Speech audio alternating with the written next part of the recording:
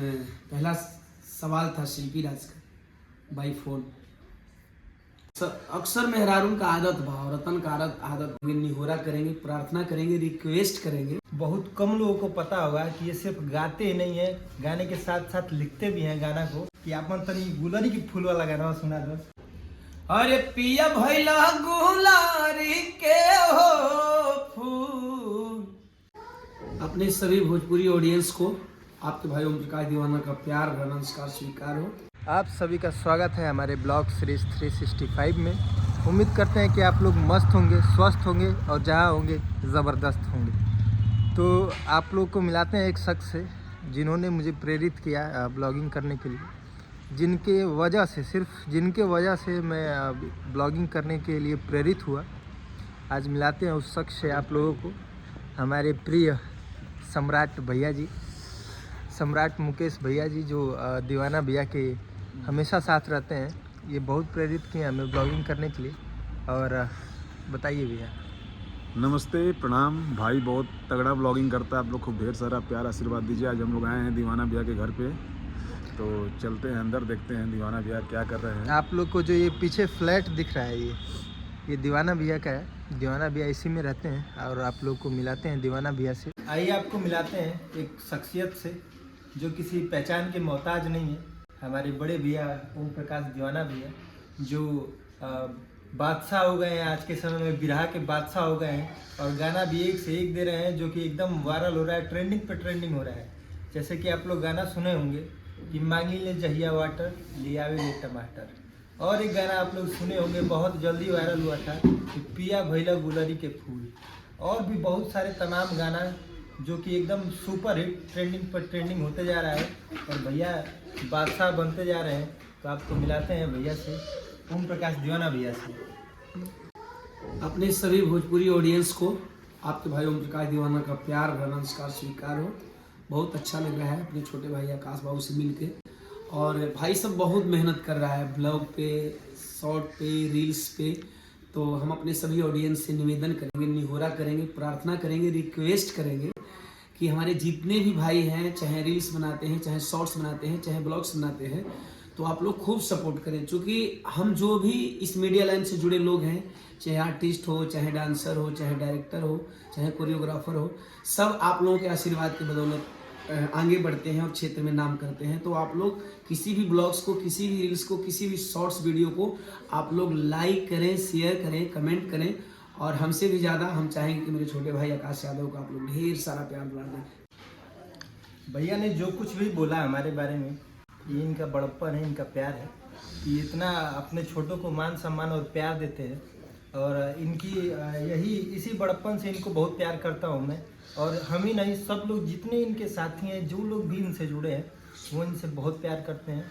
और मैं चाहूँगा कि भैया आपका जो नौका वाला गाना है जो नहीं बटे, जो एकदम सुपर हिट धमाल मचा होता है, तो एक आध पीस सुना दो तने। चलिए भाई का जब डिमांड बा, रुआ लोग सुन ली। हाल ही में भाई दो दिन पहले का रिलीज भेल बा हमारा शिल्पी का मेहरारू मरद से कहती है। अक्सर मेहरारून का आदत बा, औरतन का आदत बा, श्रृंगार करी है तब, साड़ी पहनी है तब, सूट पहनी है तब, वो केस सवरी है तब। ये शादीशुदा लोगन के पता बा, ऐसा कुमार के पता नहीं। बात बा साफ साफ, ये शादीशुदा भाई लोगन खातिर गाना बा। मेहरारू पूछती है कि अरे एगो बात पूछी राजा, बतैब का हमरा मनवा के श्रद्धा पुरैब का। दुधिया गोराई ऊपर सड़िया उजर की, लागिले कपरी समा।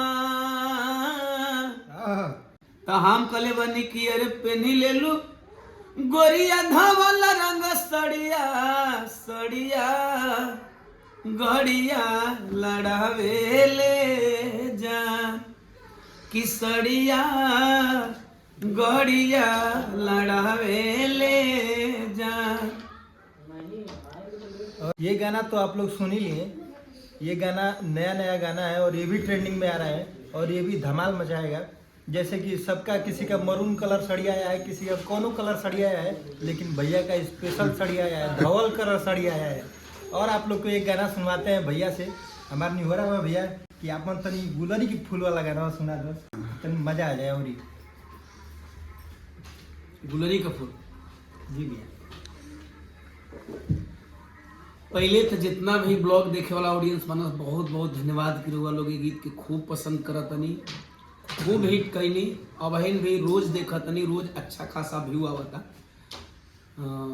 बड़ी प्यारी लाइन रहल और हमें लगा था कि ये गीत कबो पुराने न हो, जिससे बहुत सारा हमारा गीत सदाबहार बा कि कभी भी बजा दे सबे। जैसे फिल्म में बहुत सारे गीत बा जौन सदाबहार बा, कबो बजाई तो निक लगेला, वही तरह कुछ हमार गावल गीत बा जौन हमेशा सदाबहार बा और हमेशा कहीं ना कहीं सुन ले सबे। एक लोग पसंद करी। पहला सवाल था शिल्पी राज का बाई फोन कि छोड़ी गवना हरी में हरिया, छोड़ी गवना हरी में हरिया, पिया भैला गुलारी के हो फूल, छोड़ी गवना हरी में हरिया। हालांकि जाएगा वो प्रोग्राम पर सोनभद्र हो तभी रोकले बने। अब हमें लोग के बोल भी ना सकेला, डांट भी ना सकेला भाई लोग बहुत प्यार करे कि कवनी सवतिया मरले बमतिया, अरे अपनी गुजरिया के गईला तू भूल, सुनी सुनी लागले से जरिया, कि सुनी सुनी लागले से जरिया, अरे पिया भैला गुलारी के हो फूल, सुनी सुनी लागले से जरिया। चाहे कौनो समाज का परदेसियों का, परदेसी का दर्द हम बतौले बनी, खाली गीत नहीं है साहब, नसीहत है। एगो गरीब का दर्द बाऊ, चाहे कौनो समाज का गरीब परदेसियों का, कि दूरिया बनावेले मजबूरिया, दूरिया बनावेले मजबूरिया, घरवा छोड़ावेला हो पे, दूरिया बनावेले मजबूरिया,